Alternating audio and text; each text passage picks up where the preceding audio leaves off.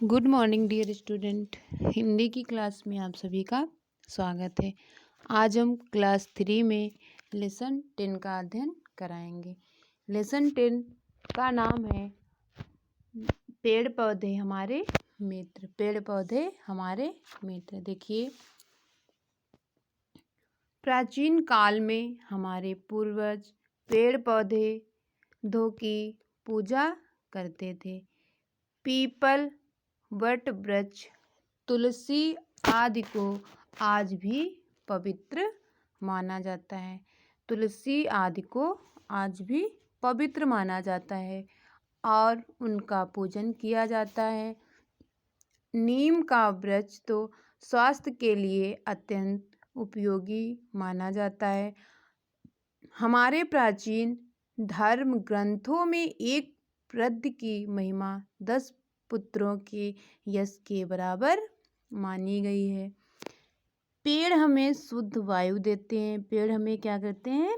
शुद्ध वायु देते हैं। हमें जीवित रहने के लिए ऑक्सीजन की आवश्यकता होती है। काहे की आवश्यकता होती है? ऑक्सीजन की आवश्यकता होती है। सांस लेने के बाद जिस अशुद्ध वायु को हम छोड़ते हैं उस वायु में कार्बन डाइऑक्साइड भी होती है। उस वायु में जो है कार्बन डाइऑक्साइड भी होती है।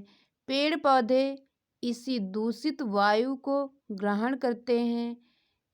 इस प्रकार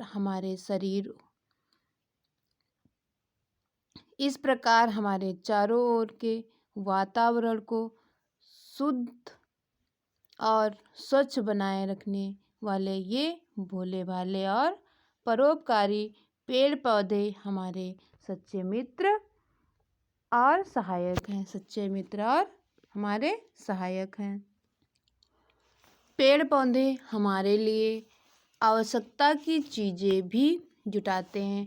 हम जिन शानदार भवनों में रहते हैं उनके निर्माण के लिए लकड़ी ये पेड़ ही हमें देते हैं। इनकी लकड़ी से ही सुंदर सोफ़ा सेट, कुर्सियाँ तथा अन्य सामग्रियाँ तैयार की जाती हैं। वृक्षों से हमें ठंडी छाया और स्वादिष्ट फल भी मिलते हैं। हमारे स्वास्थ्य के लिए भी इन वृक्षों का बड़ा उपयोग है। वृक्षों में अनेक सुगंधित फूल भी मिलते हैं जिससे इत्र व तेल आदि तैयार किए जाते हैं। साथ ही जीवन देने वाले अनेक जड़ी बूटियाँ भी ये वृक्ष ही हमें देते हैं। ये जड़ी बूटियाँ बहुमूल्य औषधियों के बनने में काम आती हैं। अनेक उद्योग धंधे भी इन वृक्षों के सहारे चलते हैं।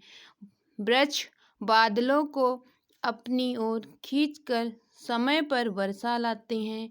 यदि वर्षा ना हो तो समय पर वर्षा ना हो और अकाल पड़ जाए तब